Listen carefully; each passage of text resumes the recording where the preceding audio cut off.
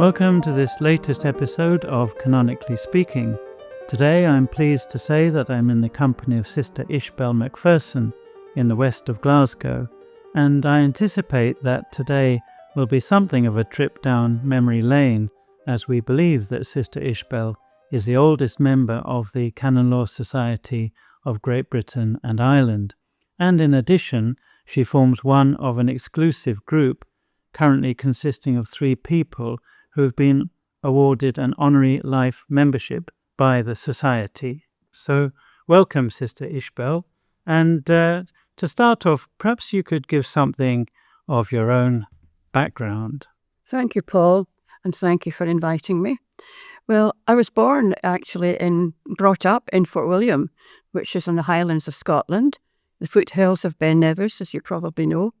And with my 4 younger siblings, I attended the local primary school, St Mary's, and the non-denominational secondary school. I left that after 5 years to join the congregation of the Sisters of Notre de Namur.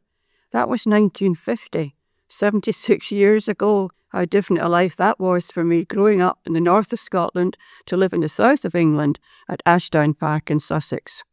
After first vows, I took some exams before going to Notre Dame Training College in Glasgow, where I qualified as a primary school teacher. After 2 years there, I went to teach in grammar schools in England, Wigan, Northampton, Sheffield, Liverpool, Leeds, and then I joined the Movement for a Better World. Now that was an organisation begun by Father Lombardi, an Italian Jesuit, and members gave communitarian retreats in parishes, religious houses and schools. It was a change from silent retreats, as it involved group discussion, and I found this immensely inspiring as we learned from each other, discussing and praying together. So how was it that you got involved in canon law? Well, it was after finishing my spell with the MBW that I went to do a pastoral theology course at Heathrop College in London. And the director there was Father Theodore Davy, a Passionist priest and a canon lawyer. And this was my introduction to canon law because he enabled me to get a weekly placement at Westminster Tribunal. And it was during that year that the judicial vicar, Monsignor Edward Dunderdale, asked me if I would consider joining full-time. So that was agreed. And what happened next? Well, after that, I spent the next 2 years in the tribunal, mostly involved with admin. But Father Pius Smart, a Capuchin priest, he was a defender at Westminster, taught me how to be an advocate in marriage annulment cases. I was happy with this, and so when my provincial superior suggested that I study canon law properly, I agreed and went to St Paul's University in Ottawa, where the dean was Father Frank Morrissey, a distinguished canon lawyer and of course a member of the Canon Law Society and well known to us. My original intention was to stay there for a year, but that changed when I realised that with the new code about to be promulgated, having better qualifications would help other women and lay people in general, but especially women, to serve the Church in the marriage tribunals. Father Morrissey had access to the schema, which was the plan for the new code, so we were able to study this, which was very good. I knew that it would mean that qualified lay people would be able to serve the Church in marriage tribunals as judges and defenders of the bond. So I stayed there, and under his directorship, I obtained my doctorate in canon law in January 1984. And what did you do after your studies? Well, I came back to Westminster Tribunal. I had actually been there during the summer holidays when I was over from Ottawa. I returned there, and there was also Sister Enid Williamson, a Servite sister, who had finished her doctorate earlier, and we were both appointed the first non-cleric judges in Britain. We both worked at Westminster, interviewing, instructing and judging cases for a number of years. During those years, I helped to establish tribunals in Plymouth and in East Anglia by training auditors and acting as a judge there and in the Clifton Tribunal for a while. I came back to Scotland in 1996 and for several years was engaged with the National Tribunal in Glasgow. And for a spell, I was in the Highlands, where I coordinated cases in the Diocese of Argyll and the Isles. I'm retired now and have been for a while, but in retirement, I've continued to be involved, serving as a defender of the bond for Westminster, Plymouth, Liverpool, Hexham and Newcastle, Lancaster, Armagh and Cork, as well as acting as a judge and sometime defender for Wales. However, in 2025, at the age of 91, I decided it was time to retire finally. And so you've been involved for many years, obviously, in the Canon Law Society of Great Britain and Ireland. How was it that you came to be a member of that? Well, from my beginning, actually, at Westminster, I have been a member of the Canon Law Society of Great Britain and Ireland. Sister Enid joined about a year earlier than I, but it was in 1978 that we attended our first conference. For several years, we were actually the only women in attendance at the conference. We were welcomed, respected, and appreciated. One could say that 1984, though, was an historic moment in the life of the Church in Britain, as Sister Enid and I pioneered a development in the field of marriage annulment. It became, I would say, a time of complementarity, a sharing of gifts and experience with the priests. We had both been teachers, and we were used to working with young people, and I think this gave us a good insight when dealing with matters of discretion, maturity, and ability. The way was opened also for a widening of experience, as over the years, lay people contributed their experience of marriage and parenthood. And personally for me, it has been a great joy to see the presence of more lay people at the annual conference, especially women, and to know that they are involved in the marriage tribunals in a professional capacity. So you've seen the number of women grow, obviously, the number of women involved. Yes. I would say, though, it's not always been easy for lay people. Sister Enid and I, and some years later, Sister Marta, who was a sister of the Daughters of the Cross, we were able to pursue our studies in canon law because we were sponsored by our religious congregations. But lay people have had to depend very often on family assistance to a great extent, although I believe some dioceses in recent years have helped out. What has been of tremendous help has been the ability to study remotely with occasional presence at classes, and I know over a number of years people have been able to benefit from an MA course in Heathrow as well as the canon law courses at the University of Leuven in Belgium. And I believe Ottawa in Canada now presents a similar course remotely. So you mentioned earlier that it wasn't always easy. I wonder, as the first or one of the first women working in the tribunal, did you feel any sense of resentment? I don't think I could say yes to that because that would be untrue. Perhaps I could explain that I had been working in Westminster Tribunal for a couple of years before I began my studies. So I was used to the setup. And in that tribunal, it was a big staff there with a lot of lay people, mostly women, of course, who were secretaries. And I mentioned earlier that I learned how to be an advocate. While I was in Ottawa, I came home for 2 summers and went back to the tribunal to do some admin and help there. When I came over in February 84, back full-time at the tribunal, I started then to do interviews to instruct cases. I don't know when I actually was a judge for the first time, I can't remember. But I never had any feeling of resentment, perhaps because over the years I had actually come to know a lot of the priests involved. For example, I would have been at the sessions for judgments as a secretary, and I would have met them. So they weren't unfamiliar to me.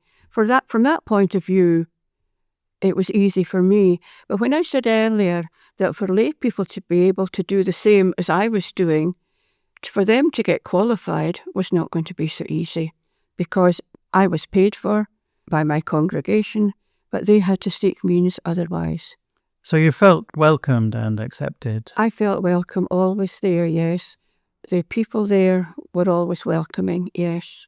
I think we were appreciated as professional people. Because you've been teachers. We've been teachers. We knew people. We'd lived in ordinary parishes, worked in schools. So you had quite a number of people coming through the tribunal at Westminster. Yes, I think Westminster obviously was the main tribunal in Britain, or in England, shall we say. And quite often students, or they were mostly priests actually, who would be studying in Rome perhaps, and they would come over maybe in the summer holidays to get some experience of tribunal work, basically. I can remember people coming from Australia, New Zealand, Oslo, Norway.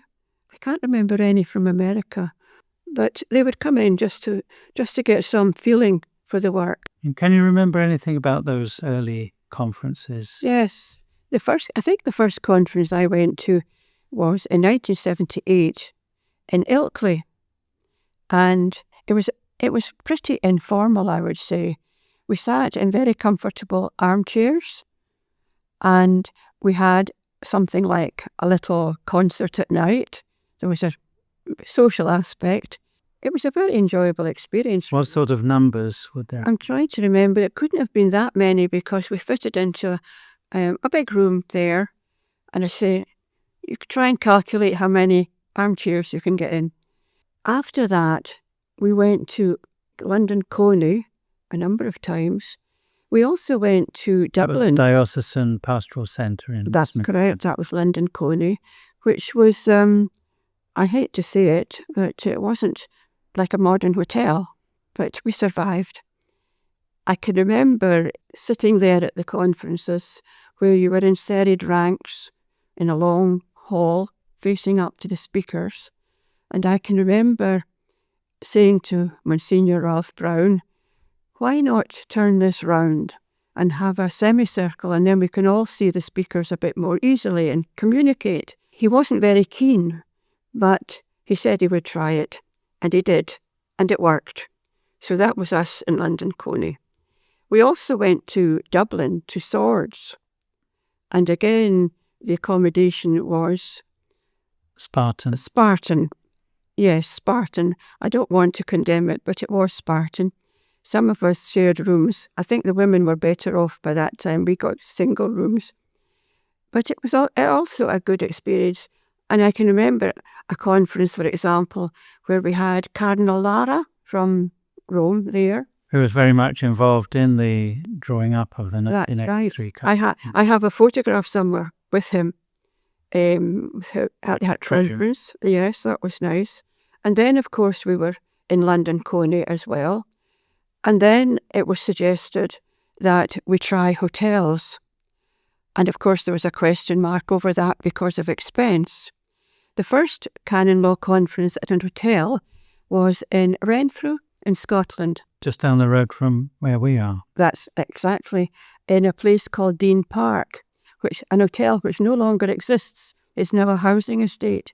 But the first conference we had there was a tremendous success. Of course, everybody enjoyed the Scottish hospitality. We even had the haggis piped in, which was a revelation to many people. But it was a great success there. And from there, we proceeded really to going to hotels in different parts in a kind of pattern. England, Scotland, Ireland, and latterly Rome. So in this long experience of yours, you'll have seen many changes. Are there any that stand out in a particular way? Right. Well, you asked me what has changed over the years. I mean, I've been involved now for so many years. But obviously, I think the collaboration of priests and lay people, especially women, has brought a deeper understanding of marriage as it is lived in a complicated world. The development of science in matters such as alcoholism, gambling, and health issues has enabled canonists to understand better the complexities of human relationships. My work over the years has largely been in the areas of the marriage tribunal. I'm not an academic, but primarily a practitioner. I've taken part really, and I've entered studies in canon law because I wanted to help people. Canon law is there, I think, to show the justice and compassion which the Church offers. It does need intellectuals, but it also needs people of ordinary experience and common sense in an effort to bring relief and peace to so many. Divorce and separation, as we know, cause suffering, but we can play our part. I hope one is never too old to make a contribution. One can start late in life and continue into old age. After all, I was, I think, nearly 50 when I started. We all have so much to give, and we can help so many people as we share our expertise. But the mutual support which the Canon Law Society gives to members, especially at conference times, is invaluable, as it provides a network for us. Also, because of its affiliation with other canon law societies, and because our own members hail from all over the world, we experience a richness which is invaluable, I think. Well, lots of very charming and wonderful memories, Sister Ishbel. It's been a pleasure speaking with you today and recalling all of these events and giving thanks for the many good things that have happened and that you've seen develop over these 40 years or so that you've been involved in the world of canon law. So thank you for sparing the time this afternoon, and I wish you all the best in your retirement, a healthy retirement here in this quiet part of West Glasgow. So thank you, Ishbel. Can I add simply that I feel a great attachment to the Canon Law Society? I'm very attached to them, all the people there. I feel that canon law has been such a fulfillment in my life. And I think the Canon Law Society is very attached to you. I don't know about that, but honour from it recently. But yeah. I'm very appreciative of all that I've received from the members. Well, thank you, Ishbel, for your time and God bless. Thank you again to my guest today, Sister Ishbel MacPherson, SND. Thanks also to my producer, Charlie Brown, and to Emma Setiadi for her rendition of C.P. Bach's Solfeggetto, which opens and closes this podcast. I'm Fr Paul Hayward, and you've been listening to Canonically Speaking. Please be sure to subscribe and follow wherever you get your podcasts for more interesting conversations from the world of canon law. And if you have any questions or comments regarding today's or any other episode, then please do contact the show on canonicallyspeakingpodcast@gmail.com. We'd love to hear from you. So until the next time, goodbye and God bless.